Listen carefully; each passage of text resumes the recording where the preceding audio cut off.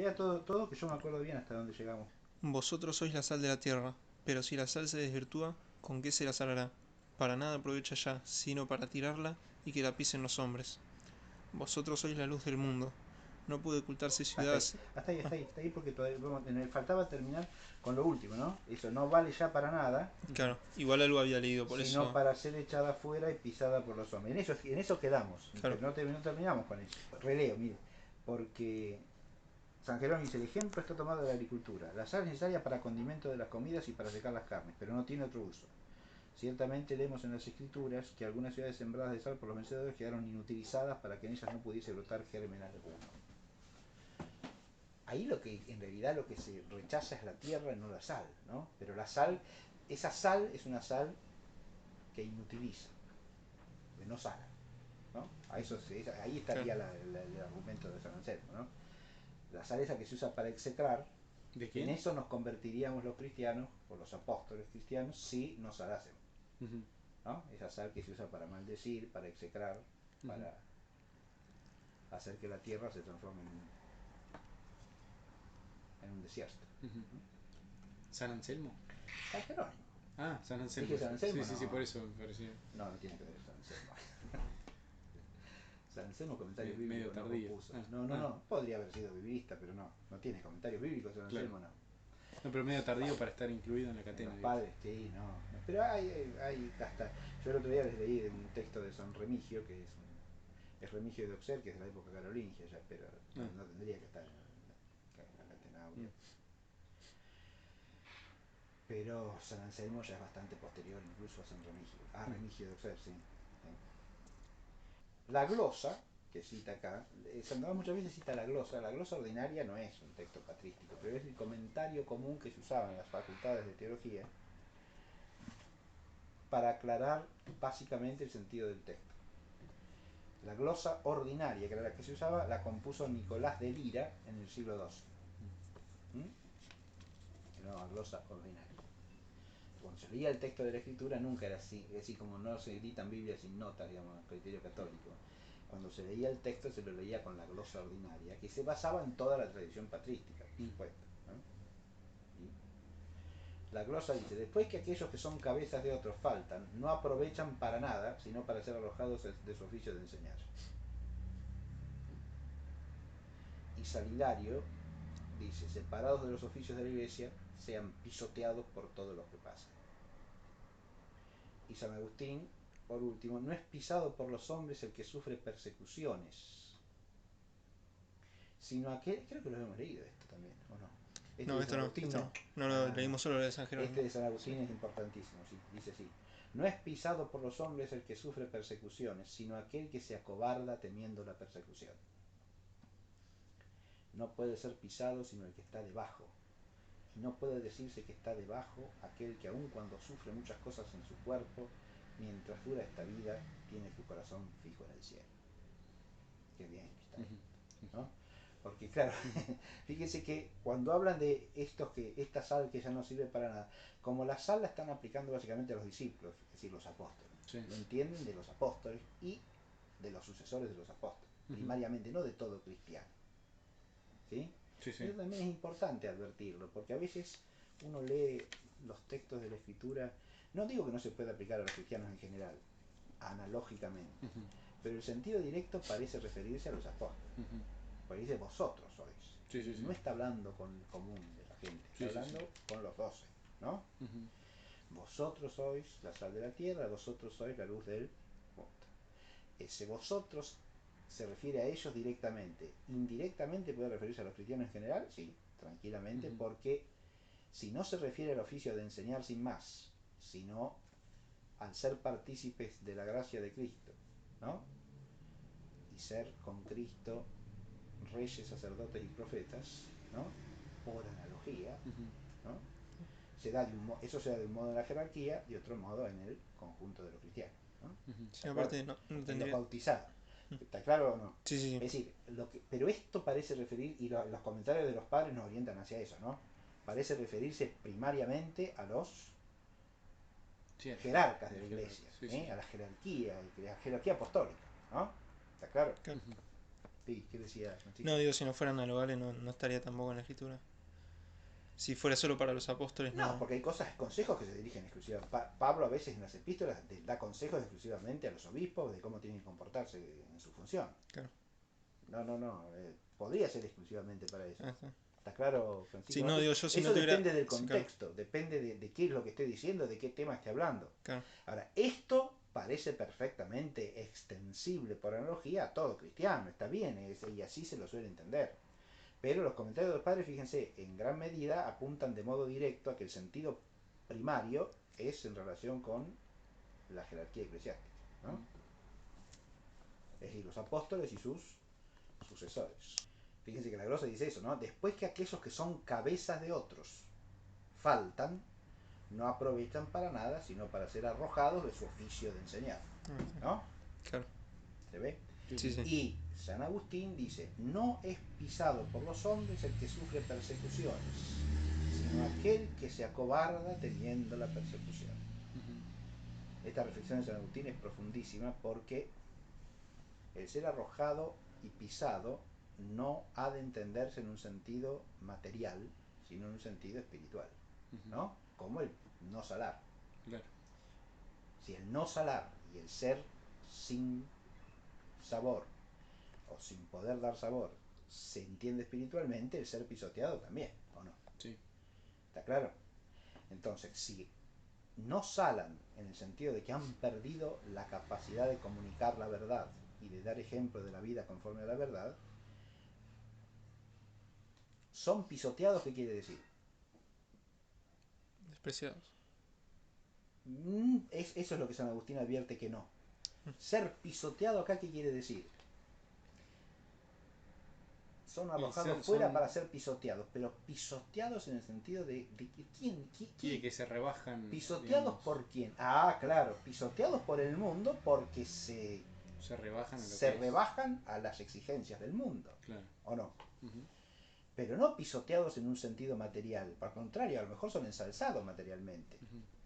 ¿Sí? El mundo los tiene por grandes personajes, Claro. los corona de fama y de honor. ¿Se entiende? Sí.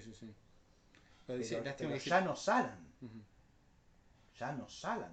Lo releo. Sí, lástima que dice que. No. Entendí. Le releo a San Agustín. Sí. No es pisado por los hombres el que sufre persecuciones. Fíjense que uno esto lo relaciona de nuevo con el final de las bienaventuranzas, ¿no? Sí. Les ha dicho, beatos divinamente vosotros cuando os persigan y digan toda cosa mala de vosotros, ¿no?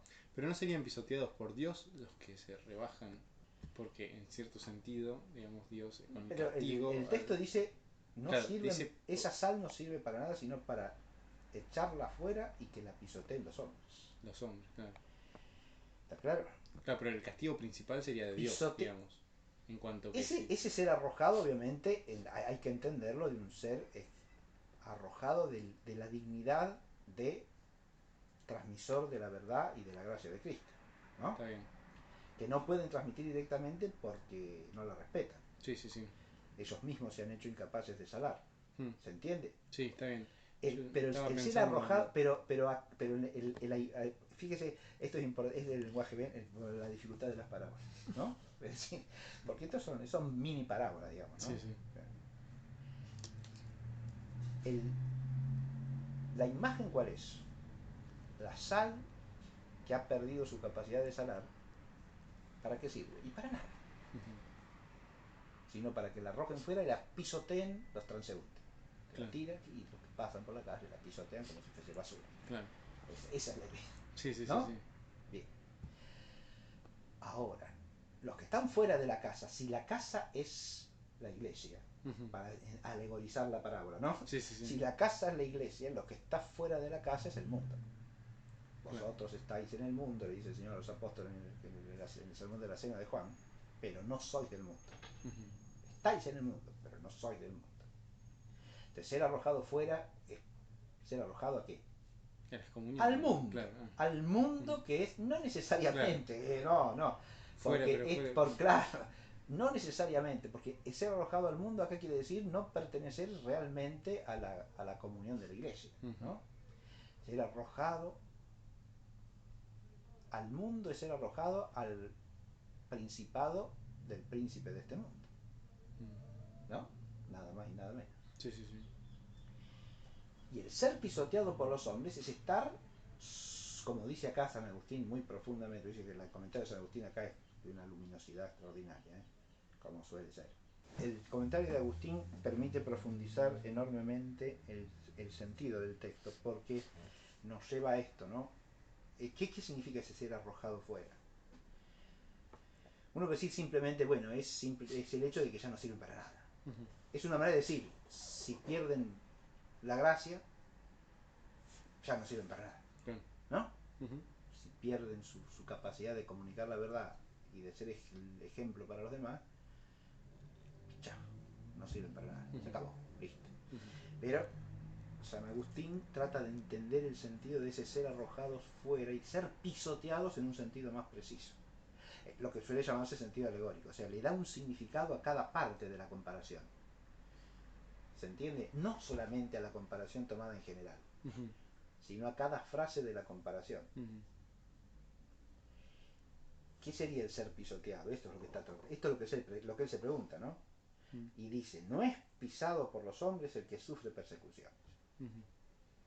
Eso no es No el es ser ser. pisoteado. Ser perseguido por el mundo, ser perseguido por los hombres, no es ser pisoteado por los hombres. Porque podría confundirse ahí el asunto, Claro. ¿o no? Sí, sí, sí. Pero diría Este es lo contrario. pisoteado por los hombres. Claro. Lo pisotean, ¿no? Como lo persiguen, lo basurean, dicen de todo contra él. Ujú. Pero de eso él ha dicho, si eso es por causa de la justicia, al que le pasa eso, ese es bienaventurado.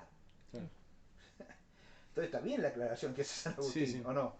Porque se podría malinterpretar completamente en ese sentido, ¿o no? Ujú. Si uno ve a alguien que es perseguido, este lo pisotea a todo el mundo, ¿no? Claro. Claro. No es pisado por los hombres el que sufre persecuciones, sino aquel que se acobarda temiendo la persecución. No puede ser pisado sino el que está debajo. Ujú. O sea, que ¿a quién lo pisotean los hombres? Al que se pone debajo de los hombres. Claro. Es decir, que se somete a la voluntad humana y no a la divina. Ujú. Acá voluntad humana hay que entenderlo por contraposición a la divina, es decir, la voluntad humana que contraría la de Dios. Claro. ¿No? Sí, sí. Claro, ese es el que está pisoteado, porque se Ujú. pone debajo de los hombres. Claro. ¿No? Sí, sí, sí. Sino el que está debajo, y no puede decirse que está debajo aquel que, aun cuando sufre muchas cosas, en su cuerpo, mientras dura esta vida, tiene su corazón fijo en el cielo. Está muy bien esto. Sí. Espectacular el texto de el joven Agustín. Acá, profesor, Sí, disculpe, ¿puedo dígame. leer una cosita? Sí, lea lo Dice, que está el texto y después viene el comentario. Sí, ¿no? sí, lea. Esta sección de Mateo es una enseñanza hecha con diversas imágenes sobre la santidad de los discípulos. Ahí ya de entrada la extendió. Que sea sobre la santidad de los discípulos. ¿De qué discípulos? Discípulos en sentido estricto, Claro. en sentido amplio. ¿Sí? Sí, sí, sí. ¿Se entiende? Sí, sí, sí. El problema ese hay que dilucidar un poco. Sí, siga. No, pero el problema viene ahora, me parece. Dice, Sí, es sí. propia de Mateo, pero también Marcos y Lucas utilizan estas imágenes, aunque en contextos y a propósitos distintos. Sí. Es Mateo el que los une, tomados de una fuente premateana. ¿A qué se refiere con eso? Bueno, ahí ya entramos, está bien que lo lea y explico brevemente, pero Ujú. eso es lo que se llama la crítica histórico-textual. Ujú. ¿Qué quiere decir eso? Eso es un invento reciente, digamos así, que hasta cierto punto es aceptable, pero tiene muchas cosas que no son aceptables. Ujú. Así yo lo digo sin más, usted en los estudios, en las revistas actuales usted toca eso y es como si fuese... Hereje. Claro, sí, por favor, ¿cómo va a decir que no hay que atender a la crítica textual, histórico-textual? Claro, Mire, pues suponen un texto por el que todos mire, están la crítica unificados. histórico-textual tiene su origen legítimo Ujú. en el problema sinóptico. ¿Cuál es el problema sinóptico? Que los tres sinópticos tienen textos que reflejan cosas parecidas, pero no exactamente iguales, ¿no? Es decir, la misma parábola, por ejemplo, en contextos distintos, Sí, ¿no? sí. O el mismo hecho, el mismo milagro que hace Jesús, narrado de un modo parcialmente diferente. Ujú. Eso es lo que se llama la cuestión sinóptica, Sí. ¿no? Entonces tiene ponen en paralelo los dos textos y no son exactamente idénticos, porque cada evangelista transmite el hecho desde una perspectiva propia, con una mentalidad o un enfoque propio y reflexionado a su manera.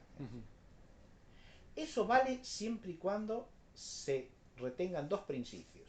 El primero, que los evangelistas transmiten la verdad. No es que vamos a esperar a que el exégeta descubra cuál es el auténtico mensaje de Cristo, que los evangelistas no entendieron para nada, estaban confundidos, lo distorsionaron de esta manera o de esta otra manera. ¿Por qué? Porque eso va contra el sentido propio de la escritura y la inerrancia bíblica. Porque si los estudios de crítica histórica van a corregir al evangelista, se acabó la fuente de inspirada, ¿o no? ¿Se entiende lo que digo? Sí. Se está negando la inspiración. No se recibe la palabra de Dios como palabra de Dios, y como si fuese mera palabra humana, ¿no? No, pero Dios era Jesús, no los evangelistas. Menos, mijo, pero la palabra de Jesús no llega por medio de los evangelistas, y los evangelistas son palabra de Dios. Claro. ¿O no decimos eso cuando la proclamamos? Esa es la fe de la iglesia. Ahora, los racionalistas protestantes ya no pertenecen a la iglesia, desde que son protestantes, antes de que fuesen racionalistas. Claro. Entonces, el problema es ese. El otro principio que hay que respetar, ¿cuál es? Que Dios es el autor. Sí, eso está en la inspiración. Claro, Dios es el autor principal, por lo tanto lo que los evangelistas transmiten es fidedigno. Claro. ¿Está claro? No podemos decir que el evangelista ha distorsionado, corrompido o trastornado lo que dijo Jesús. ¿Se ve? Ese es el primer principio que hay que respetar. El segundo principio que hay que respetar es lo que yo llamaría el principio del dato escriturario. Porque la crítica histórico-textual racionalista, ahora sí, ¿qué pretende? Que a través de lo que llaman el velo de los evangelios, la reconstrucción histórica permite llegar a la auténtica palabra de Jesús. Ahora, eso no es más que una forma de la herejía protestante de que la iglesia deforma a Jesús. Claro. ¿Se entiende o no? Sí. Empezando por los evangelistas mismos. Claro. ¿Y quién encuentra el auténtico Jesús? El sujeto neoinspirado, ¿no? Quién sabe por quién, yo sé por quién, pero no precisamente para conocer la palabra de Jesús, claro. ¿no? Sí, claro. Sí. Claro, eso ya es un protestantismo, pues eso Lutero Un protestantismo racionalista. Claro, racionalista. ¿Por qué es racionalista? Porque aplica, ahora viene el historicismo, aplica a la figura de Jesús la disociación entre el Jesús histórico y el Jesús de la fe que inventa el racionalismo del siglo XIX. Cristo de la fe y el Jesús de la historia son dos cosas totalmente distintas. Los evangelistas ya inventan el Cristo de la fe, pero detrás está el Jesús histórico que hay que encontrar. ¿Está claro? Que sería el verdadero. El auténtico. Y se lo arma cada quien como se le antoja. ¿Se ve? Sí. Bien. Pero un instrumento para eso es la crítica histórica. Se enfocan los evangelios de lo que llaman la crítica histórica, que son prejuicios. La historia vista a la manera racionalista, puramente fenomenista. ¿Está claro? Puramente fenomenista, no cabe lo sobrenatural, no cabe. Y entonces hay que encajar a Jesús en el marco del judaísmo del siglo I, y Jesús es un rabino más del siglo I y no sale de ahí. No puede salir de ahí porque si no, no sería histórico. Porque historia quiere decir la historia fenomenista. ¿Se entiende? Sí. Eso es claramente racionalista. Algunos, sin caer en eso, aplican el historicismo a la crítica no de la historia de los hechos, sino a la crítica de los textos evangélicos, que también tienen su historia. Claro. Entonces arman una presunta historia literaria de los textos. ¿Está claro? Sí. Entonces inventan una fuente tal, una fuente cual, la fuente Q, la fuente Q', el Mateo arameo, y entonces arman una especie de genealogía que es hasta disparatada desde el punto de vista cronológico, porque entre la muerte, resurrección y ascensión al cielo del Señor Jesucristo y la composición de los evangelios no pasan más de a lo sumo 50 años. Ujú. 50 años después, o sea que se compone una fuente y otra fuente, y esa fuente se reparte entre acá y da origen a esto y esto otro, como si fuese una especie de 500 años de historia literaria. Disparate total. ¿Se da cuenta? Una aberración absoluta. Ujú. Inverosímil. Pero ellos hablan de la fuente, por ejemplo, la fuente Q, que la inventó un protestante racionalista del siglo XIX, Ujú. es como si fuese un dogma. Claro. Entonces, esto viene de la fuente Q y Marcos son lo más primitivo. Ah, Según estos, sí, que sí, sí. reconstruyen la historia, que no saben, no tienen datos para reconstruir la historia. No, no, no, no. Se basan en análisis filológicos, en análisis y en presuntos principios de crítica histórico-literaria. Como Ujú. por ejemplo, el texto más simple es el más primitivo. ¿Estás seguro que es así? Claro. Siempre el texto más simple es el más primitivo. Es decir, si hay un texto más simple, más breve, y otro más largo, el más breve es el primitivo. ¿Y por qué? Claro. ¿Por qué? Es evidente que es así. De ninguna manera. Porque en la historia literaria puede producirse complicación o abreviación. Claro. Y son dos procedimientos perfectamente comunes y razonables. Mm. Usted, dado un texto, o lo abrevia o lo amplía. Sí. Y sí, pues las dos cosas pueden pasar. ¿Por qué el texto más breve es el más primitivo? ¿Quién dice semejante sandez? Y entonces, con principios así, arman toda una supuesta historia crítico-textual, Claro. ¿no?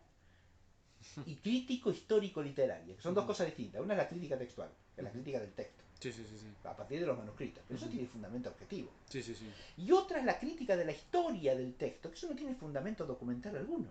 No Claro. existe. Claro, pues los textos más nuevos, más recientes son del siglo ¿Cómo, séptimo, cómo se octavo. te encontrar un manuscrito de la fuente Q? Si es que existió la fuente Q. No existe eso, ¿no? Claro. Es toda una hipótesis. Ujú. La hipótesis se absolutiza y en base a eso hacen un análisis, desmenuzan los textos. Esto es primitivo, esto lo agregó el evangelista, esto lo agregó la comunidad cristiana primitiva. Ujú. Y entonces tiene como estratos redaccionales en el texto que ellos detectan según Sí, su saber crítico. claro. Y hay que ver hasta dónde llega. ¿Se da cuenta? Ujú. Eso yo lo analizo mucho en el libro de las parábolas, sobre todo en el capítulo segundo, está Ujú. ampliamente analizado ese Ah, problema bueno. porque lo aplican a las parábolas, porque como las parábolas son de Jesús, Claro. ahí, ¿qué dijo Jesús? ¿Cuáles son las palabras propias de Jesús? No, esto no lo dijo, esto lo dijo. Y aunque el evangelista dice esto lo dijo, no, pero no lo dijo, porque no es el estilo de Jesús, no, Claro. es el estilo de Mateo. Y pero si las palabras de Jesús transmitidas por Mateo pueden tener el estilo de Mateo, mi hijo, ¿qué problema hay? Claro. Que sea el estilo de Mateo. Porque ese estilo de Mateo no va a ser dicho por Jesucristo. Pero qué disparate. ¿Se da cuenta? Bueno, eso es lo que se llama la crítica histórico-textual. Bien, la Escuela Bíblica de Jerusalén es sumamente respetuosa de eso. Ah, está bien. Si lo va desarmando hasta los principios que dijo en que se basan, igual. Imagínese, Es, es que los principios son endebles, Claro. eso es lo que hay que atacar. Porque Claro. los principios que ellos dan por evidentes no son evidentes. Claro. Entonces toda la construcción que hacen es una construcción que está hecha sobre arena, para usar las palabras del Señor, ¿sí? Claro. No sobre roca. Mm. Por más minuciosa y prolija que sea, no tiene fundamento sólido. Castellani me parece que habla de este tema. Puede ser, En claro. el tema de la. Criticándolo, ¿no? Claro, sí, sí. ¿Dónde? En el libro ese, El Evangelio de Jesucristo. Puede ser, En puede la ser. primera Sí. parte que tiene. Puede ser que haya una ironía sobre esto. Sí. Sí, sí, sí, sí. Lo que pasa es que ahí pierden, digamos, lo que no aceptan es que Dios es el autor principal de la escritura. Eso digamos. queda deshecho totalmente. Queda deshecho ¿se da porque cuenta? es Porque lo sobrenatural. trata como un digamos. libro meramente humano. Claro, Por eso se llama la crítica. La crítica y decir racionalismo el racionalismo, claro. y fenomenismo. Claro. Mm. Y es científica porque hace conjeturas. Claro. Tenemos que tomar por cierta la conjetura de estos científicos y dejar de lado la certeza de la fe sobre la inerrancia del texto divinamente inspirado. ¿Se da cuenta? Qué aberración. O sea, que la certeza suprema cede ante la conjetura a lo sumo posible de esta gente. Pero es científica, entonces la ciencia está por encima de todo. Ujú. Es una nueva forma de gnosticismo. ¿Se da cuenta? Sí, sí, sí. Porque a partir de esa reconstrucción del texto se arman el evangelio que quieren. Ese es el hecho. Claro, sí, sí. ¿Se da cuenta? Sí.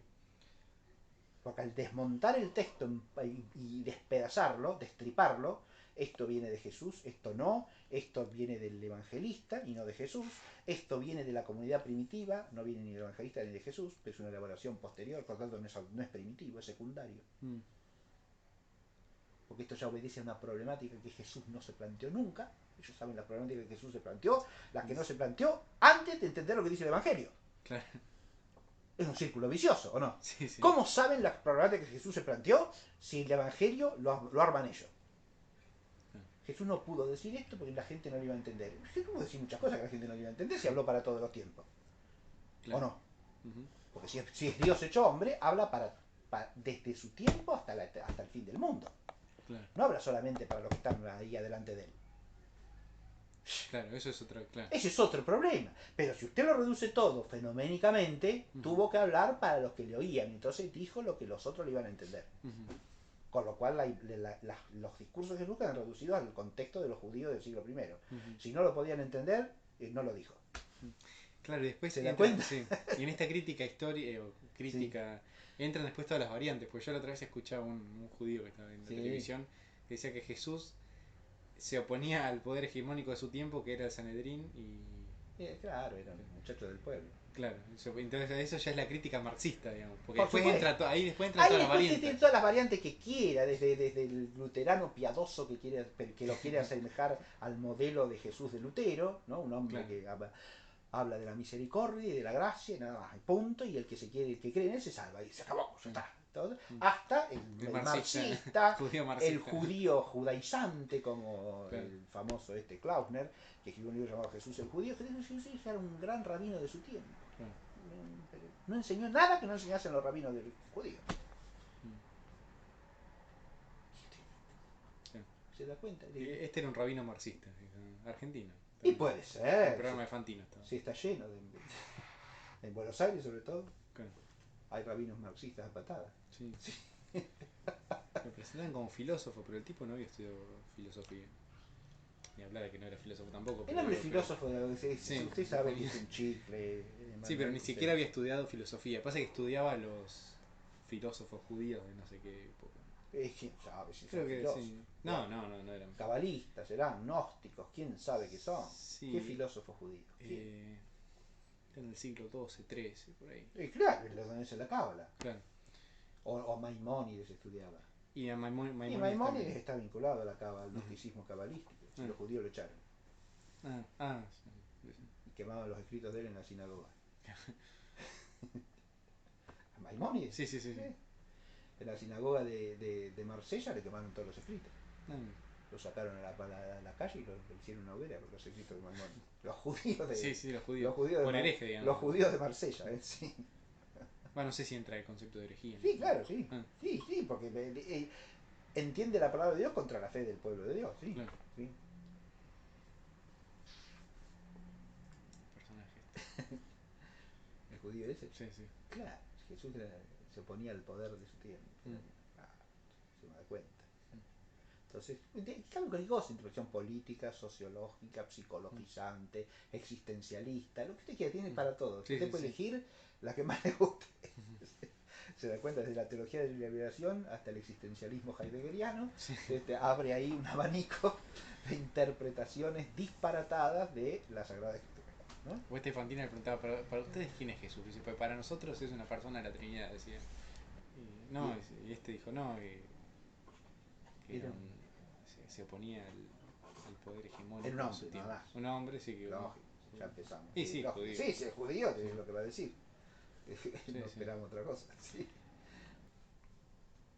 Bueno, ahora voy a leer, ya terminé con lo que dice la catena. Ahora voy a Cornelio Lápide, ¿sí? Vos estis alterre, quasi sale vanuerit in quos alietur, ad nicinum valet ultra, nisi ut mitatur foras, et concultetur abominibus.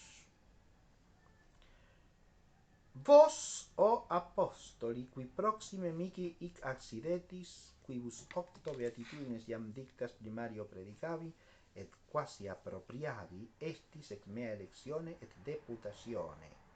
Sal terre. Esa es la explicación de Cornelio. ¿Se entendió o no se entendió? Lo traduzco. El latín no se entiende. ¿Qué cosa? es latín, transparente. ¿Sí? Es decir, vosotros, lo que ustedes sigan con el texto, ¿no? Porque este va así. Acaba lo primero que leí fue el texto en la Vulgata, ¿no? Vos estis salterre. ¿Eso se entiende o no? Sí. Sí. Quod si sale vanuerit, in quo salietur. ¿No? Sí, sí. Ad nihilum valet, para nada vale. Jamás, ultra, nisi ut mitatur foras. O sea, para que se le arroje fuera, ¿no? Et conculcetur abominibus. Conculcetur, sea pisoteada por los hombres, ¿no? Conculcar, que existe en castellano, ¿qué quiere decir? Pisotear. Conculcare, ¿sí? Conculcar es pisotear, ¿sí? Pisar.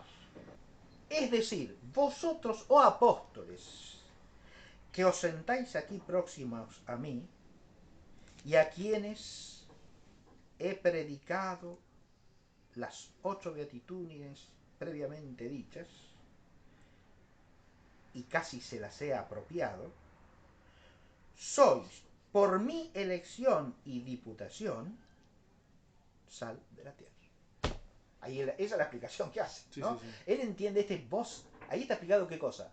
Vosotros sois la sal de la tierra. Sí. Esa expresión hay que explicarla o no. Y por supuesto, esto ni se pone a discutir eso, ¿o sí? ¿Quién? ¿La discute este? No, acá, sí, acá justo dice algo de la sal, pero... No, vos estis. Vosotros sois. ¿Quiénes son vosotros? No, acá lo dice así nomás, los discípulos, papá. ¿Y Sí, discípulos? sí. ¿A quién se refiere discípulo? No, que después agrega... ¿Qué es eso? Después mete la cuestión de la historia del texto. No, y después agrega que es a los discípulos y a los... Dice, esto hace ver que esta parte del sermón se dirige a apóstoles y discípulos, que son los que tienen la misión de salar la masa. La masa no, acá no se habla de ninguna No, masa. pero por eso pero no, le tengo El que leer. fermento en la masa es otra metáfora, otra parábola, ¿no? Sí, el fermento en la tengo masa. que leer de antes. ¿No? Sí. Salar la masa, no sé por qué salar la masa. A la masa doctrinal y moralmente viciada del mundo y del fariseísmo hay que salvarla con la doctrina de Cristo, purificarla de su putrefacción. Lo mismo que a estas creencias hay que darles el sabor y gusto de Cristo. Bueno, ¿Qué? eso no está mal. Lo mismo que a estas creencias... ¿A qué creencias? Y no sé por qué. Dice, lo mismo que a estas creencias hay que darles el sabor y gusto de Cristo. Pero... ¿Cómo? Lea desde el comienzo. Léalo, a partir de ahí. Sí, ese. Para los que tienen misión de predicar el reino han de ser la sal de la tierra. Esta tierra no es solo Palestina, sino que tiene valor universal, como se ve por su paralelismo con el mundo. Sí, es la orden que dará Cristo de predicar a toda la gente. Es el tema usual de Mateo, nota universalista y misionera. En el ambiente judío se le reconocen al sal varias propiedades: dar sabor y gusto a la comida, librar a la carne y pescados de la corrupción. Y los rabinos también destacan al sal el valor purificador. A la masa doctrina humanamente viciada del mundo y del fariseísmo hay que salvarla con la doctrina de Cristo, purificarla de su putrefacción. Lo mismo que a estas creencias hay que darles el sabor y gusto de Cristo, a las enseñanzas de Cristo, se supone. Estas creencias, no sé. Sí, yo esto no hace ver que esta parte del sermón se dirige a apóstoles y discípulos, que son los que tienen la misión de salar la masa. No entiendo ese párrafo. Pero hay una fuerte alerta para esto. Si la sal se desazona, ¿con qué se la salará? Esta frase es un proverbio usado en la literatura rabínica, dice, y cita a Bon Sylvain, que es un jesuita que estudió eso. Y se alude a una sal extraída del mar muerto y que perdía su sabor muy pronto. La alegoría acusa una gran responsabilidad para los discípulos. Esta sal de su vida cristiana puede perderse. Por eso exige el esmero de su defensa y conservación, pues si se pierde no vale para nada. Ni para la tierra es útil, ni aun para el estercolero, dice Lucas, sino para tirarla afuera. Conforme a las viejas costumbres de Oriente, todo lo que no sirve se lo tiraba a la callejuela. Si el apóstol se desazona de Cristo por preparación y vida, no vale para testimoniar de Cristo y entonces se lo tira afuera. ¿De dónde? ¿Del apostolado de Cristo? ¿Del reino? Solo vale conforme al ejemplo, pregunta nomás, no contesta. Sí. Solo vale conforme al ejemplo puesto de tirar la sal y lo que sobra las callejuelas, por lo que lo pisan los hombres y animales que por allí transitan, para que también a él lo pisen los hombres. Pero estos rasgos deben de ser alegóricos. Imagen de desprecio en que caen los discípulos que hay de su fervor incluso ante los hombres, dice Lagrange. Aviso eclesial, este oficio apostólico se pega contra dos imágenes. Bueno, ya está aquí. Sí, sí. Sí, vamos a leer ahora lo de Cornelio, ¿sí? Está bien, eso plantea las cuestiones básicas de la exégesis del texto, ¿no? Ujú. Vosotros apóstoles, sal de la tierra, sois y debe ser por mi gracia esto, ¿no? Esto es interesante destacarlo, lo que dice acá Cornelio, ¿no? Ujú. Directamente se dirige a los apóstoles que están allí junto a él, ¿no? A los que serán sus apóstoles, los Sí, sí. discípulos cercanos, próximos, inmediatos, a los que él hará apóstoles. Pero eso que son, sal de la tierra, lo son, como dice la expresión de Cornelio, lo que Jesús le está diciendo, vosotros sois, no es meramente la enunciación de algo que ellos son. Claro, bueno, los está constituyendo.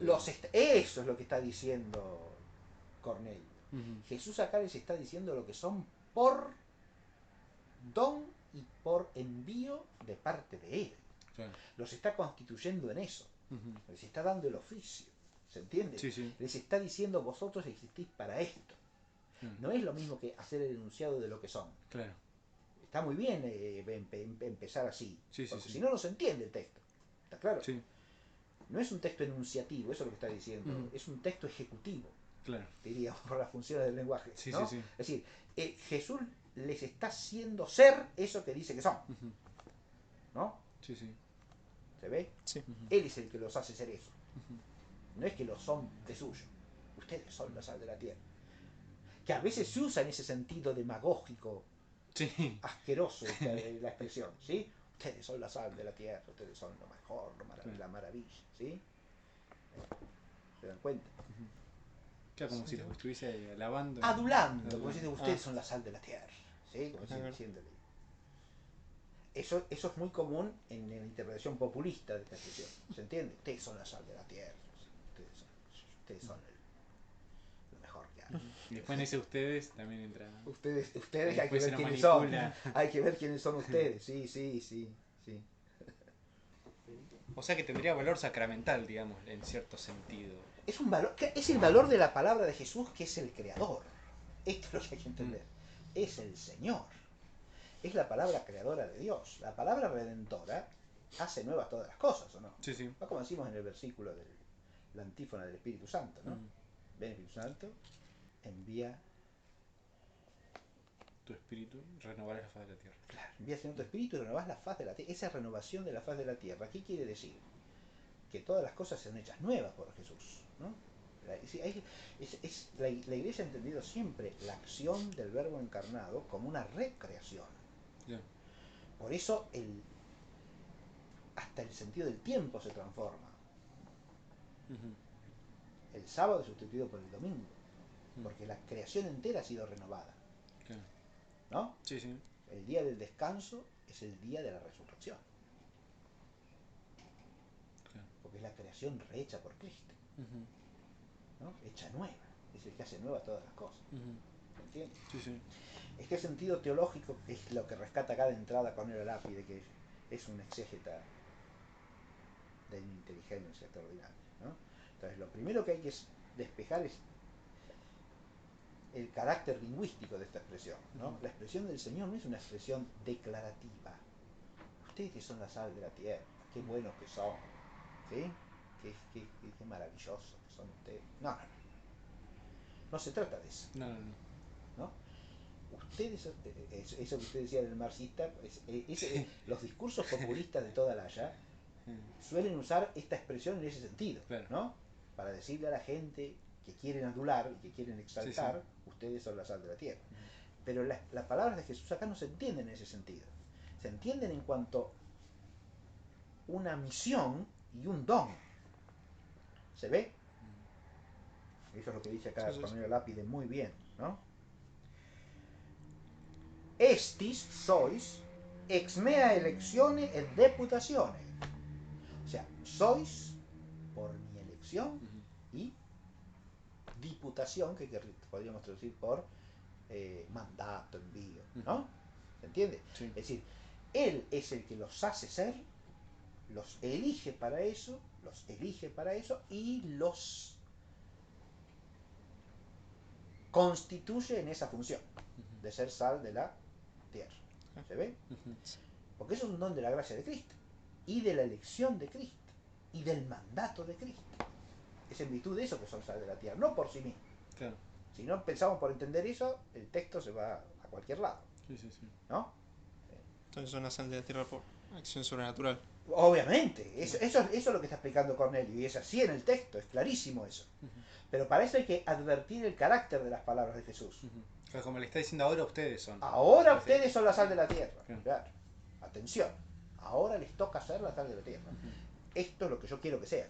Como Ujú. si dijese, yo quiero que sean la sal de la tierra y los hago ser la sal de la tierra. Claro. Vosotros sois la sal de la tierra. Es la palabra del rey que manda, como si dijese, vosotros sois los generales del ejército. Vaya, es una palabra Sí, sí, sí.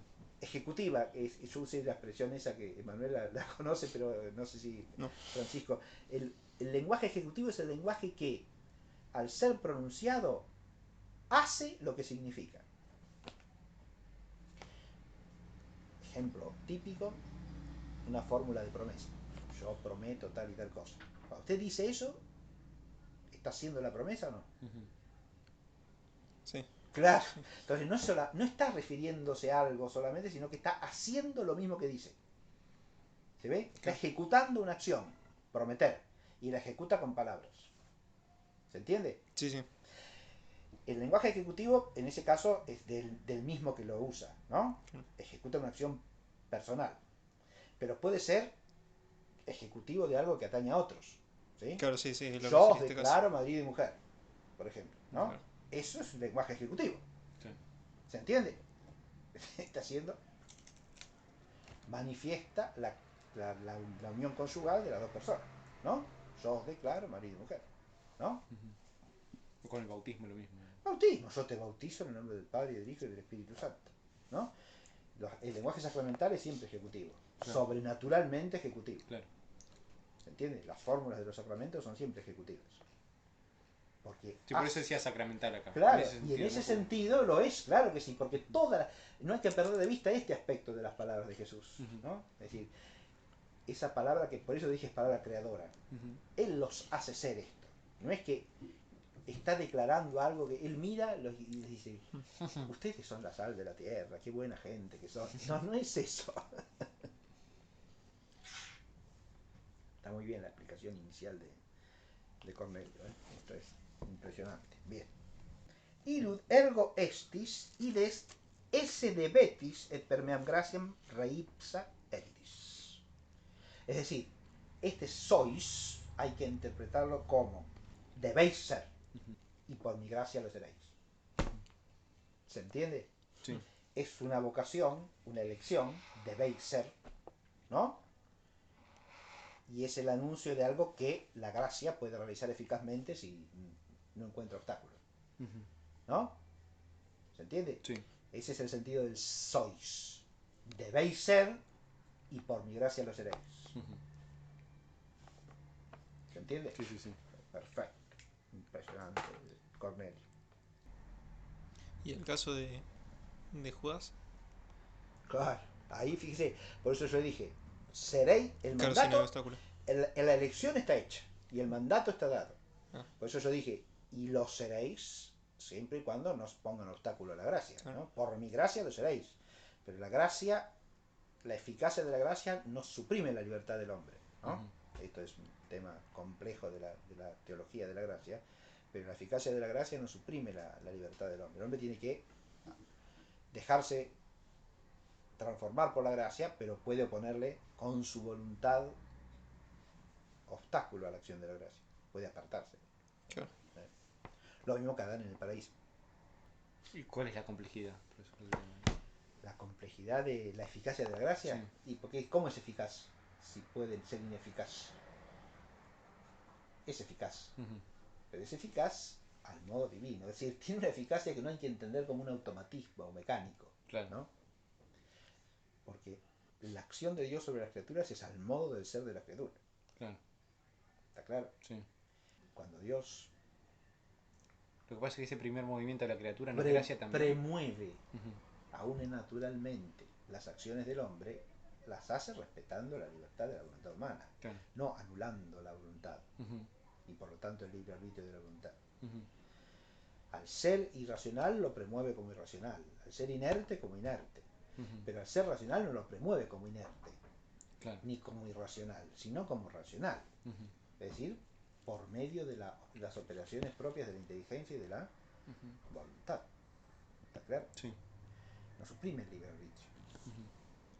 Ahora, ¿cómo se conjuga en el libre arbitrio con esa eficiencia de la gracia? Ese es lo complejo, es de las cuestiones de auxilio, no vamos a entrar Sí. ahí en eso. Es un No, tema no. teológicamente enredadísimo, Ujú. ¿sí? Cuando uno va al detalle Sí, sí, sí. de cómo se explica eso, ¿no? Que es lo que quisieron hacer los teólogos del siglo XVII, ¿no? 16, 17. Explicar con precisión Ujú, cómo, siendo eficaz la gracia, se conserva la libertad del hombre, ujú. ¿no? Pero Ahí está eso el es sistema de Báñez, el sistema de Molina. Soto, el de Molina, el de Suárez, que cada uno dice lo suyo, sí. Pero es un error decir que el movimiento para aceptar la gracia es de la gracia también, porque hay un movimiento que es de la naturaleza. Sin duda. Si fuera todo gracia, se quedaría anulada la naturaleza. Claro. Eso es así, no tiene vuelta. Puede ser una gracia Se actual, cae en el digamos, pero. predestinacionismo Claro. protestante, que es Sila. Y Caribdis es el pelagianismo. Lo hace Claro. toda la libertad del hombre con una ayudita de la gracia, ¿no? La libertad del hombre ya hace la conversión, hace la transformación, y la gracia viene y le da un empujoncito final, ¿no? Claro. La ayuda un poquitito. Claro. Eso es pelagianismo. Pero- Otra herejía. Es decir, el problema, el problema de esa controversia es que se puede caer en un error o en el otro, ¿no? Dependiendo de lo que se quiera enfatizar. Ujú. Y los que quieren enfatizar la eficacia de la divina gracia pueden ir a parar al predestinacionismo protestante, como si la libertad del hombre no hiciese nada, Ujú. ¿no? ¿Se entiende? Claro. Y los que quieren exaltar la libre arbitrio del hombre pueden ir a parar al pelagianismo, como si la gracia de Dios fuese un accidente, una cosa secundaria, ¿no? Ujú. Que la gracia de Dios es lo primario ahí, no cabe la menor duda. Es primaria porque es acción divina y el libre arbitrio del hombre es acción humana y por lo Sí. tanto segunda. Claro, No es, primario no, bajo cierto respecto, porque bajo otro sí, respecto es primario el obrar humano, no, es primaria en el sentido de que es primera en el orden de la salvación. de las eficiencias, claro, Claro, y de la eficiencia también, sí. claro, El hombre siempre causa segunda. claro, Empecemos pero. por ahí, metafísicamente hablando, Ujú. el hombre causa segunda siempre. Sí, sí, sí. Y en el orden sobrenatural sigue siendo causa segunda, ¿o no? Sí, sí. Entonces, que el primer movimiento tiene que ser de la gracia, no cabe duda, porque la causa eficiente primera no es nunca el hombre. Está bien. ¿Se entiende? Sí. Hay una primariedad de la causa primera, eso metafísicamente no se puede suprimir. ¿Estamos? Sí, sí. ¿Eh? Aún respecto de los actos que fuesen preparatorios de la conversión o de la fe. Ujú. ¿Está claro? Ahí también la eficiencia primera está en la causa primera. Está bien. ¿Y dónde entra la. Está La bien. inteligencia y la voluntad siempre operan al modo de causas segundas. No puede ser nunca una causa absolutamente primera. Pueden ser causa primaria en el orden de la causalidad segunda, pero nunca ser Claro. causa primera. Sí, sí, sí. Eso a veces se pierde de vista. Sí, sí, sí. Eso no hay que, teológicamente no hay que perderlo de vista nunca, ¿no? Si no, perdemos el enfoque teológico. Pero la gracia opera en qué orden? De la causalidad primera, si es acción divina la gracia. No la puede poner el hombre nunca jamás. No, no, está bien. La gracia sobrenatural es sobrenatural porque o la da Dios o no existe. Ujú. No la puede producir el hombre de suyo. No, no, no. Por eso es gracia. No puede proceder de ninguna potencia ni operación humana. Ujú. No es efecto del hombre, es efecto de la causa primera. O sea, la persona que se convierte está bajo el efecto de la gracia previo a Sin la duda, conversión. sin duda. Por eso le digo, todos los actos preparatorios, previos Ujú. a la conversión son movidos primariamente por la gracia. O sea, ahí el hombre actúa cooperando con Con la la gracia gracia. divina. Exacto, Es decir, no oponiéndose. exactamente. Está bien, Secundando la acción de la gracia. está bien. Secundar quiere decir eso, Ujú. secundar. Es un tema importante porque condiciona bastante el obrar, digamos, según cómo uno entienda este tema, ¿no? A ver, ¿en qué sentido? No, según, por más que no lo tenga, digamos, explícitamente desarrollado, pero si Sí. uno muy vulgarmente tiene una noción u otra, condiciona el obrar. Es decir, si uno piensa como pelagiano, por más que no tenga la doctrina desarrollada, claro, sí, sí, o entiendo, piensa del sí. otro modo, ¿no? Al Sí, estilo sí, luterano, sí, sí. Sí, por supuesto, la mentalidad puede... Sí, sí. no es un tema meramente contemplativo, digamos. No, también tiene una dimensión práctica, lógico. Claro.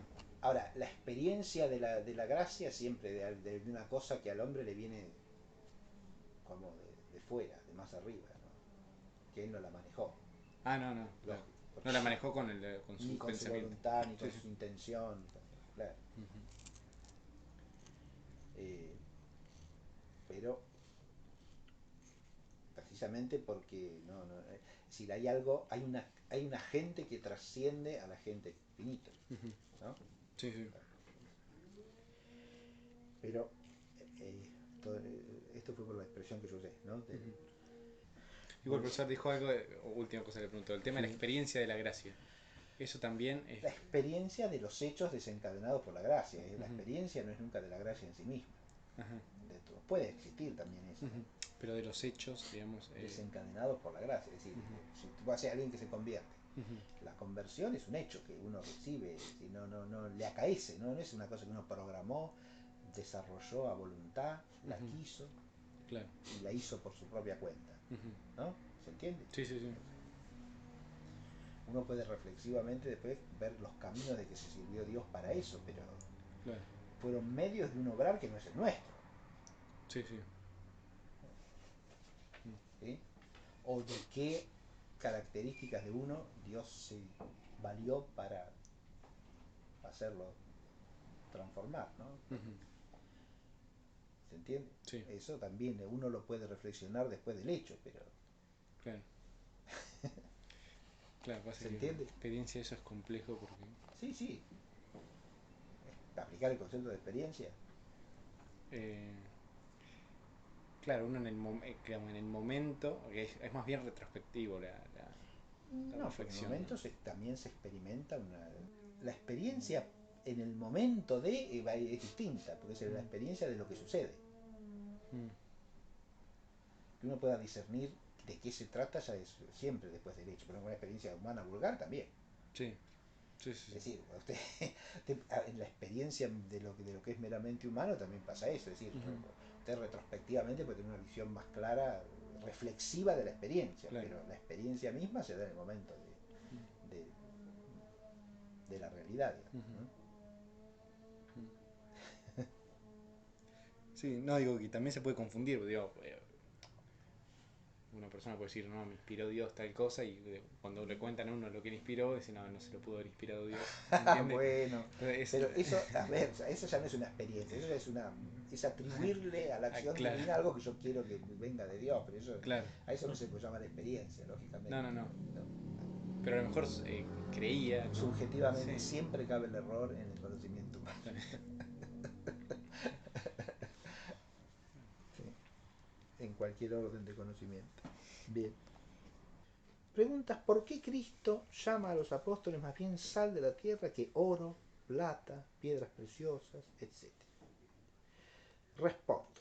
Primero, porque la sal es cosa sumamente útil, universal y necesaria.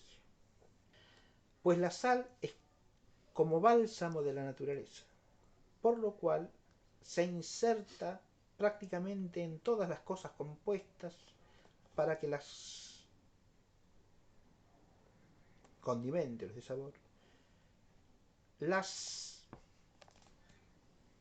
seque y las preserve de la corrupción. Dice Anselmo Poetus en el libro segundo de la Piribus, no sé quién es este. Bien. Así los apóstolos son la sal, es decir, el bálsamo de la tierra.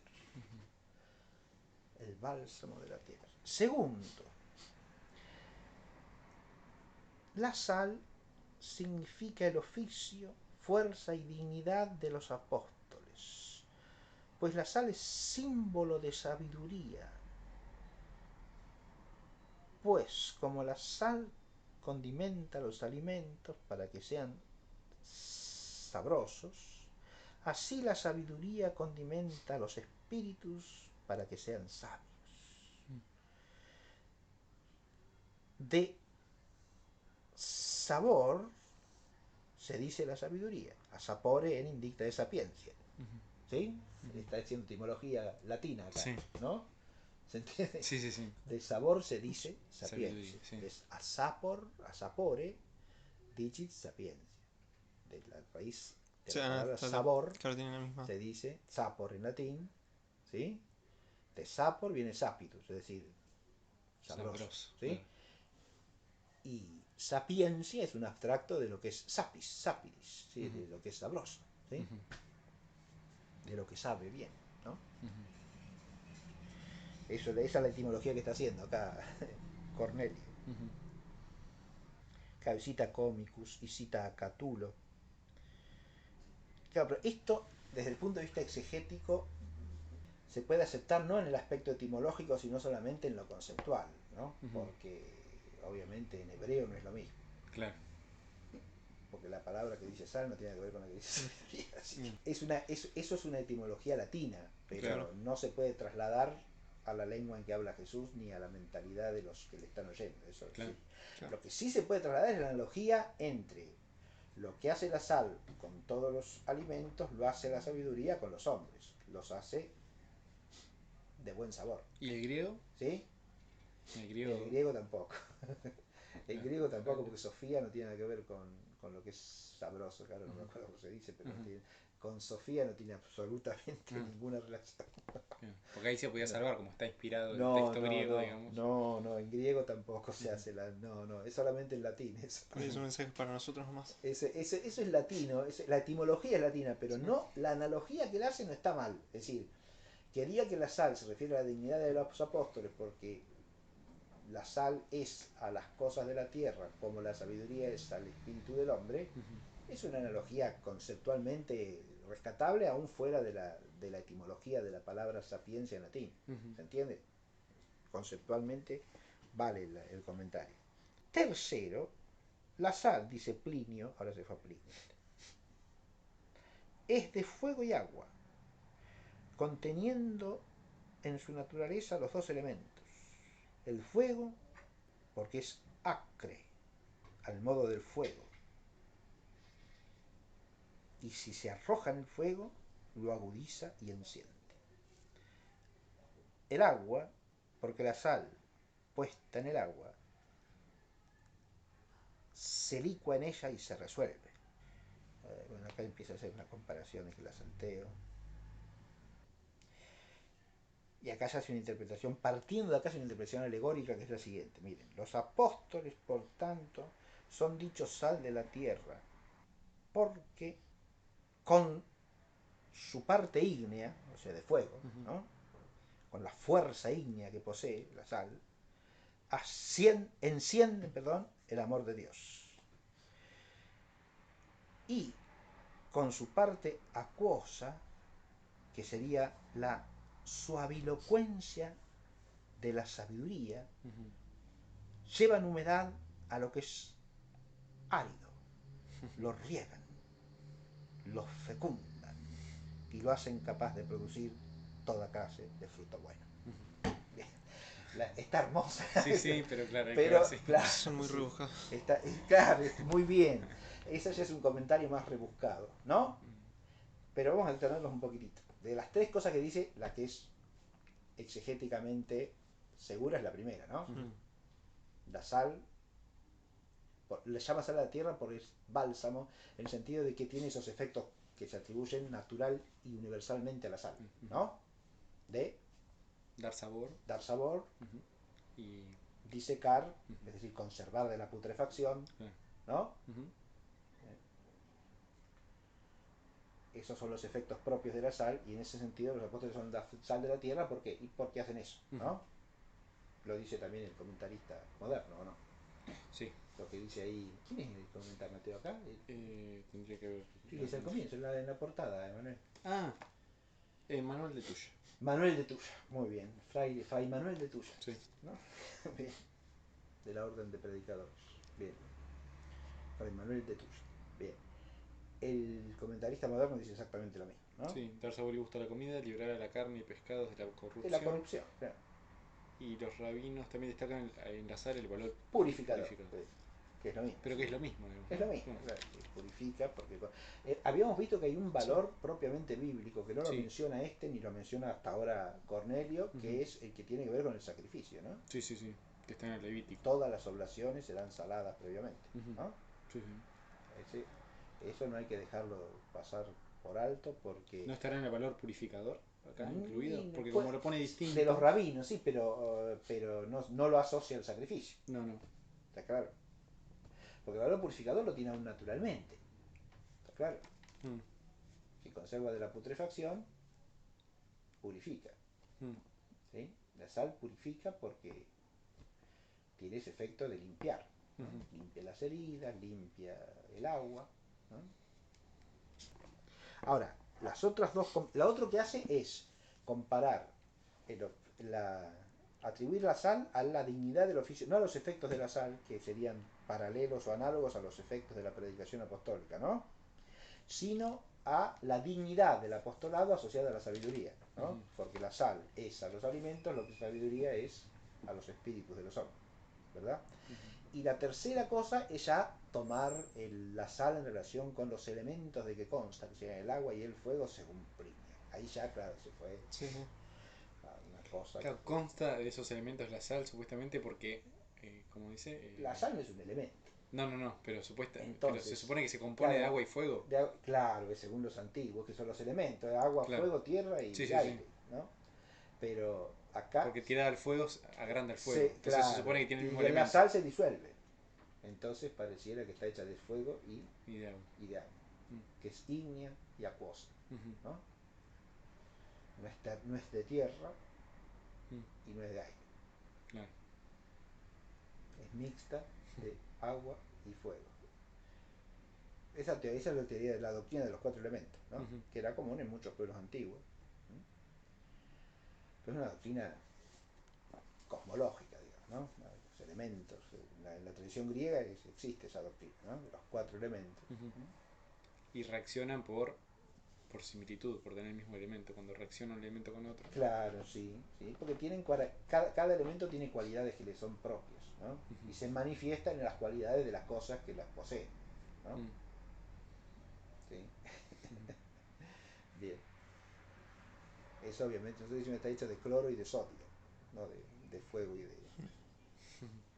y de agua, ¿no? La sal está hecha de los elementos de que consta la sal según nuestro conocimiento físico-químico son el cloro y el sodio, ¿no? Ahí elemento significa otra cosa distinta, ¿eh? No es, pero evidentemente.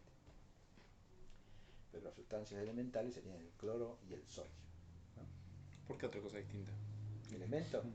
Y porque tiene un sentido más preciso. Ah, sí.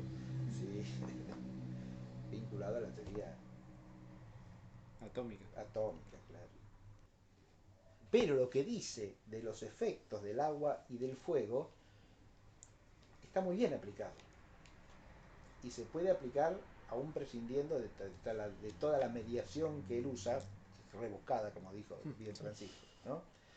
Lo mismo cuando habla del sabor, de la sabiduría, cita poetas latinos, por supuesto, cita Catulo, cita frases que no tienen que ver con el contexto bíblico directamente, ¿no?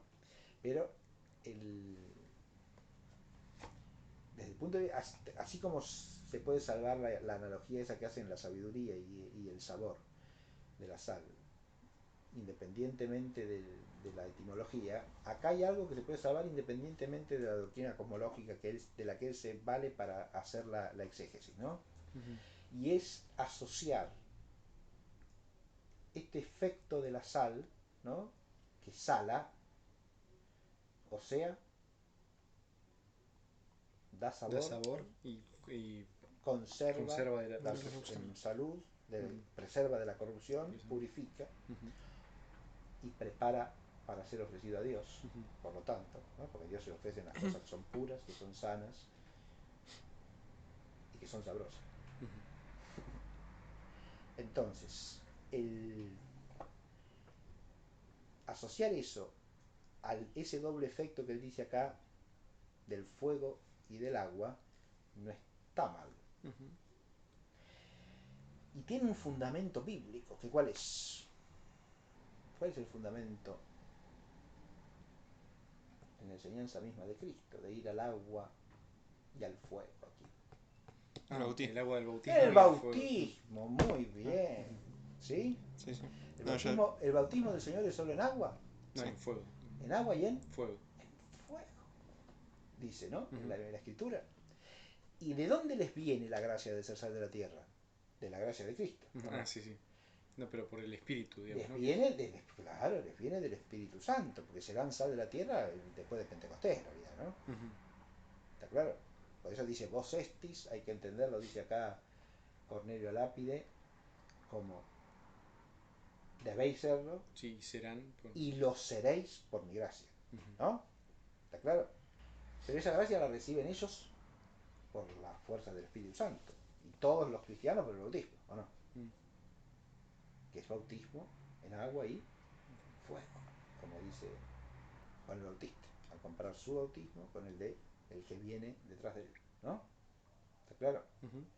O sea que ahí ya no es tan traído de los pelos, ¿ves? Ujú. Porque si uno entiende que esto que dice el Señor hay que entenderlo de la gracia que Él les comunica, el tema del agua y del fuego son símbolos bíblicos para los efectos de la gracia, ¿o no? Sí. Sí. Y claro, Ujú. el agua lava, purifica, riega la aridez, ¿o no? Sí. Y como dice la secuencia del Espíritu Santo, de la misa del Pentecostés, ¿no? Ujú.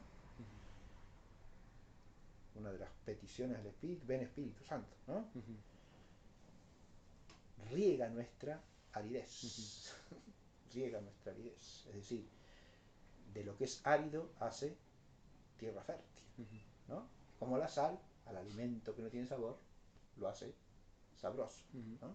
El fuego, y el fuego enciende. Y es el símbolo de qué, según dice aquí Cornelio, Del amor de del Dios. amor de Dios, claro.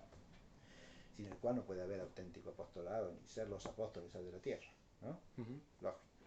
O sea que si uno lo profundiza prescindiendo de Plinio Sí, y de la cosmología de los elementos, el símbolo bíblico está muy bien aplicado acá. ¿Se entiende?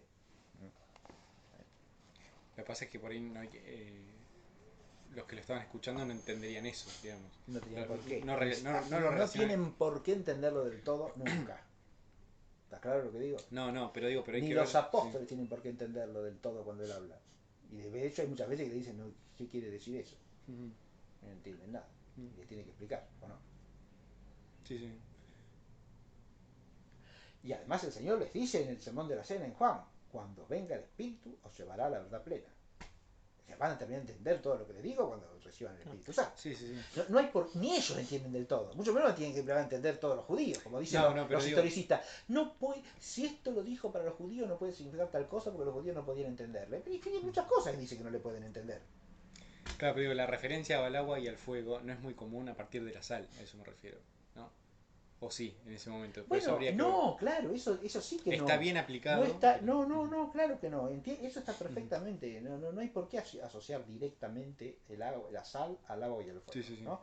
De todas maneras, sí se los puede asociar desde el punto de vista de los ritos sacrificiales. Claro. Porque si las oraciones y las víctimas tienen que ser saladas primero, Sí. recuerden también que las piezas de las víctimas que se ofrecen en el altar se lavan y después son consumidas por el fuego. Claro. Así que ahí, en los sacrificios del templo, se asocian las tres cosas, ¿eh? Claro, la sal, La sal, el agua y el fuego. Está bien. Ahí, eso es una sugestión exegética que la recogimos del... ¿Quién era el padre del San Hilario, no? El que hacía alusión a los sacrificios. Ah, no, era Remigio. Remigio de Auxerre. Debe saberse que no se ofrecía a Dios ningún sacrificio en el Antiguo Testamento, Levítico capítulo 2, que lo leímos, ¿no? Sí. Sí. Si primero no se condimentaba con sal, porque ninguno puede ofrecer un sacrificio que sea agradable a Dios si no se le ofrece con el sabor de la sabiduría celestial. Esa es la interpretación que le hace, ¿no? Y eso del proverbio que dice acá, claro, eso hay que verlo también. Eso es cita von Sirvan, que Ujú. es un estudioso de las tradiciones judías de la época de Jesús, ¿no? La sal que según von Sirvan se referiría a un tipo de sal sacada del mar muerto, que pierde rápido. que enseguida se perdía la capacidad de salar. Una sal que hay que ver que qué clase de sal es, qué sé yo. O sea, debe ser una sal poco cristalizada, no sé, eso ya hay que preguntarle a un químico. Ya, Sí. ¿sí? Es decir, ¿por qué la sal, fíjese, la sal ahí perdía fácilmente su sabor, ¿no? Entonces tienen en el contexto la experiencia de una sal que al poco tiempo de tenerla hay que tirarla, porque ya no sirve para nada. Porque si la sal no sala, ¿para qué la quiero? Y la tira, es inútil, se hace inútil, ¿no? Eso le daría a la expresión un correlato directo de fácil inteligibilidad en su contexto, en el sentido de enfatizar la inutilidad del sal que pierde su capacidad de salar, ¿verdad? Para nosotros no es fácil entender eso, porque la sal acá difícilmente pierde su capacidad de salar. Algo que se humedezca del todo, entonces, pero pierde esa sal, la capacidad de salar porque está húmeda, ¿no? La tenemos que tirar por eso, ¿no? Sí, sí, sí. Pero no porque no sale, usted la usa, sigue salando. Sea pelmaza, sea pelotona. Claro, el proverbio sería: si la sal no sala, no sirve para nada. No sirve para nada. Una cosa así sería. Si la sal no sala, hay que tirarla. Sería el proverbio. Claro. Sal que no sala, hay que tirarla. Dice yo, una cosa así. Algún versito. Sal que no sala, es para tirarla. Estaría usando un proverbio. Ese tipo de conocimientos ilustran a veces y facilitan la comprensión del significado de las expresiones, ¿no? Pero hay que tomarlas también con grano salis, es decir, con cautela, porque hay que ver hasta qué punto el refrán era usual en la época de Jesús directamente, ¿eh? Porque todos esos estudios que reconstruyen lo que son las costumbres judías de la época, en general se basan en textos que son posteriores. Claro. ¿Hasta dónde esos textos posteriores en un siglo, en 2 siglos, en 3 siglos, hasta dónde reflejan lo que era común o usual en la época de Jesús? Es difícil saberlo. ¿Se entiende lo que digo? Sí, sí. Si usted estudia la Mishnah, bueno, la Mishnah tiene, bueno, hay partes de la Mishnah que pueden ser anteriores a Jesús, sí, pero ¿qué partes? ¿Cuáles? Y hay otras que son seguramente posteriores, pero ¿y cómo discierne usted lo uno, lo otro? ¿De dónde viene esto? ¿De dónde viene aquello? ¿Hasta dónde esta costumbre estaba establecida en esa época, en Palestina, o no?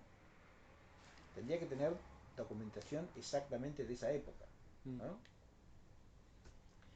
Porque ¿de dónde saca el refrán ese este? En la Biblia no está el refrán. Estarán escrito algún escrito judío, suele ser del siglo II, III o IV de la era cristiana. ¿Es seguro a partir de ahí sí que lo usaban los judíos en la época de Jesús? ¿Posible? Sí. Si es muy próxima la fecha del escrito, hasta probable, pero seguro no. Por eso digo, hay que tomar estas cosas con cautela. ¿Sí? No, yo me estaba imaginando al revés, que el refrán venía de acá. Que también puede ser. Claro. ¿Me entiende? Sí, Aunque es difícil que si viene de los evangelios, lo usen los judíos en sus documentos posteriores. Claro. ¿Me entiende? Sí, sí. Ellos no toman los evangelios. ¿Sí? Ese es el argumento fuerte para decir que viene de antes. Claro. ¿Se da cuenta? Porque si lo toman los textos de los judíos no cristianos, los que se oponen a Cristo, no viene de los evangelios la frase. ¿Sí? Sí, sí. Obviamente que en el uso cristiano la expresión está tomada de los evangelios, eso no cabe duda. Pero si había un refrán usual en tiempos de Jesús que era común entre los judíos, eso ya es anterior a la... Que Jesús puede valerse de refranes populares para darles un sentido nuevo, eso es perfectamente posible. ¿Cómo no? Así como usa la lengua corriente, ¿no? La asume como instrumento de expresión de su sabiduría divino-humana, también puede usar un refrán, dándole un sentido mucho más elevado que el que tiene el uso usual. Está claro, porque él no lo usa en el mismo sentido. Acá lo está aplicando nada más y nada menos que a los discípulos y la pérdida de la sal en ellos, es decir, la pérdida de la gracia y de la fidelidad a la gracia para transmitir el Evangelio. ¿No? Muy bien. Vamos a leer, ahora sí, lea lo que sigue, Francisco, que vamos, Desde el con 14. eso empezamos nomás hoy, pero... Claro. Espere, no, porque no terminé con, discúlpeme, no terminé con Cornelio, a ver, porque me parece que algo más dice todavía sobre la sal. No voy a leer todo esto, porque si no, para una hora más es esto. No. Quotsisal evanuerit greche morawe ¿cómo dice el griego? No está acá clarito. ¿Cómo es el griego? Morancé, Ajá, ¿no? puede ser, sí, sí. De Tojalas, Morancé, claro, muy bien. Entini, Felices. ¿Sí? Sinasal, Morancé.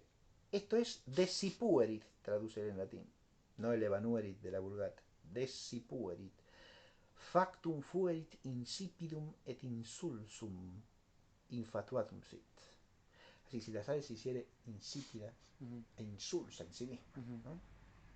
In quos alietur, esto es, ¿con qué otra cosa que la sal será salada?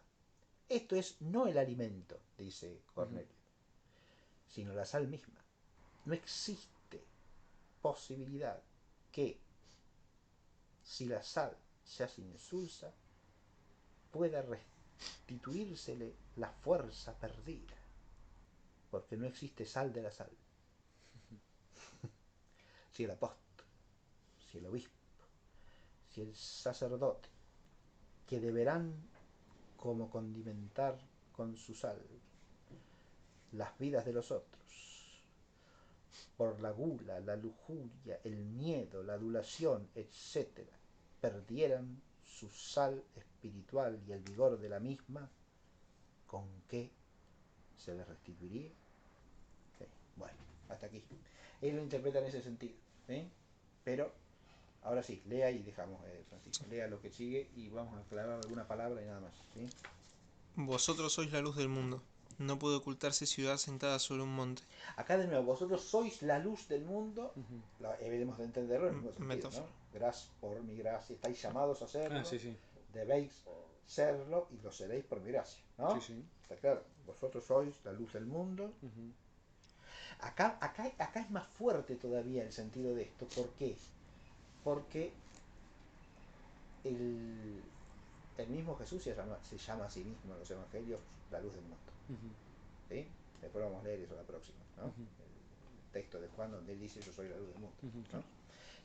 Esa expresión que él usa referida a sí mismo ahora se las está aplicando a los discípulos. Vosotros sois la luz del mundo, ¿no? Sí. El paralelismo entre las dos también implicaría que de alguna manera Jesús dio a entender que él es la sal de la tierra. Bueno, Claro. claro. Es siempre el primer Aunque no tenemos un discurso donde él diga yo soy la sal de la tierra. ¿Se entiende? Sí, sí. Pero es así. Porque la sal, ese ser sal que él le comunica a los discípulos está primero que nada en él. El paralelismo entre las dos comparaciones nos da la certeza de que es así. ¿Se entiende? Porque si bien en el caso de la sal no tenemos el texto en los evangelios donde Jesús diga yo soy la sal de la tierra, ¿no? No hace falta. Sí, sí, sí. Porque está implícito. Porque sal de la tierra y luz del mundo acá son dos maneras de decir lo mismo. Hay que enfatizar lo que es el paralelismo bíblico, ¿no? Cuando hay un paralelismo se trata de dos maneras distintas de decir lo mismo. O sea, el significado es el mismo, el significante cambia, ¿no? El signo que se usa es distinto. En este caso la metáfora que se usa, la comparación que se usa, la parábola de la que se sirve es distinta, pero el significado es el mismo, ¿no? Lo que pasa es que en el caso de la luz del mundo tenemos la expresa palabra de Jesús recogida por Juan de que él ha dicho esto mismo de él: yo soy la luz del mundo. ¿Está claro? Sí, sí. Pero esto que él dice de él se lo aplica a su vez a los discípulos, ¿no? Vosotros sois la luz del mundo. ¿Y cómo termina? No puede ocultarse ciudad sentada sobre un monte, ni se enciende una lámpara y se la pone bajo el ceremín, sino sobre el candelero, para que alumbre a cuantos hay en la casa. Así ha de lucir vuestra luz ante los hombres, para que, viendo vuestras buenas obras, glorifiquen a vuestro Padre que está en los cielos. Muy bien. Ya habíamos dicho, y con esto terminamos, ¿no?, que la parábola de luz se complica por dos comparaciones añadidas, ¿no?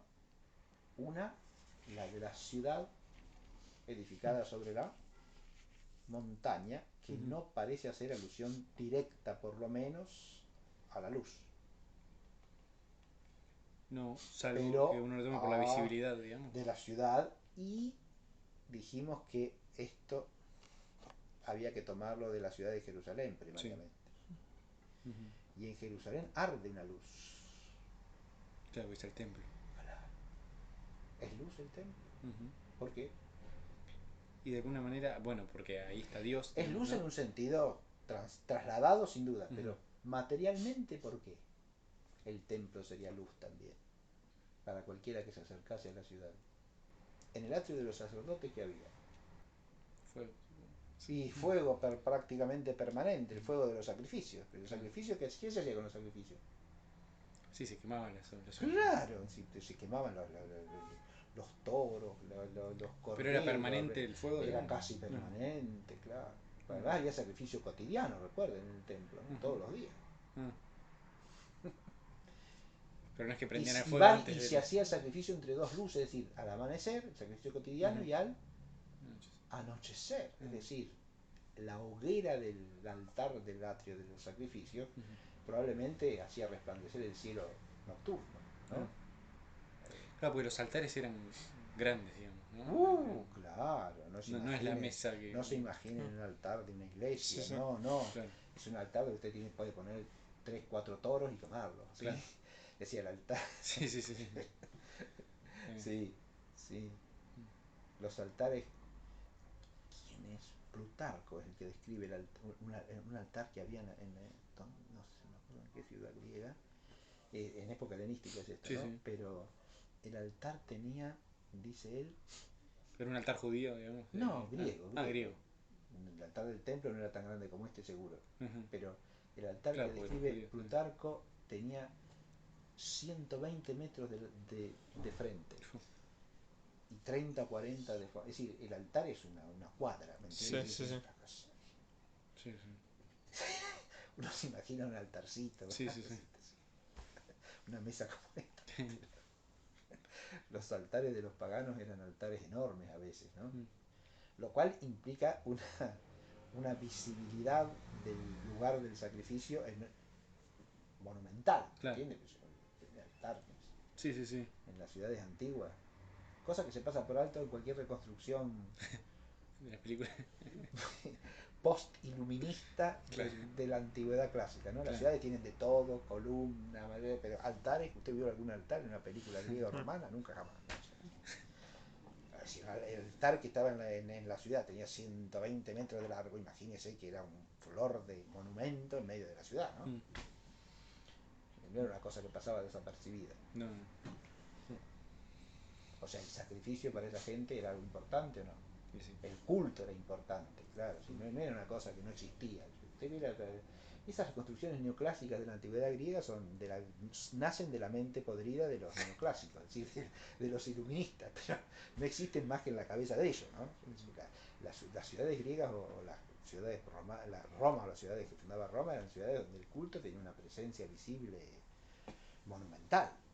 Los templos no eran para ir a pasear, para ir Claro. a ver las ruinas, qué lindas que son, ¿sí? Sí, sí. Y siempre se asocia el fuego Menos mal al que no muestren sacrificio. sacerdotes porque cuando muestran algunos es un monstruo, ¿no? Como Sí. en la película esa 300, Ah, no lo vi esa, pero. ¿no? Sí, Menos mal que no la vio. Ahí los encargados del culto son sí, una sí. porquería, son monstruos infernales, Mm. ¿no? Sí. Sí, como bestias. Sí, sí, sí, sí, por supuesto. Mientras que el rey de Esparta Claro. representa la democracia Claro. y la libertad. Por eso es el héroe de la película, es Mm. el muchacho americano en Esparta.